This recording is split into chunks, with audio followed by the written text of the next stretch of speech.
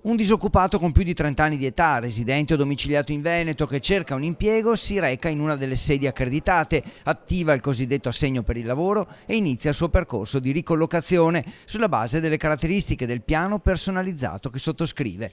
30.000 assegni per il lavoro che sono stati erogati in Veneto negli ultimi 2 anni. Che cos'è un assegno per il lavoro? È uno strumento che aiuta il disoccupato, che viene preso in carico dal centro per l'impiego. Questo disoccupato può scegliere dove andare a spendere questo buono di formazione per il collocamento mirato in una azienda, in un posto di lavoro che noi sappiamo esistere su quel territorio. Solo nell'ultimo trimestre, da luglio a settembre 2019, gli assegni hanno raggiunto 5.000 disoccupati, con un più 43% rispetto al 2018 e con un picco di oltre 2.300 assegni rilasciati a settembre, il valore più alto dall'introduzione della nuova misura. 8 beneficiari su 10 si sono recati in una delle sedi accreditate per attivare l'assegno e avviare il percorso.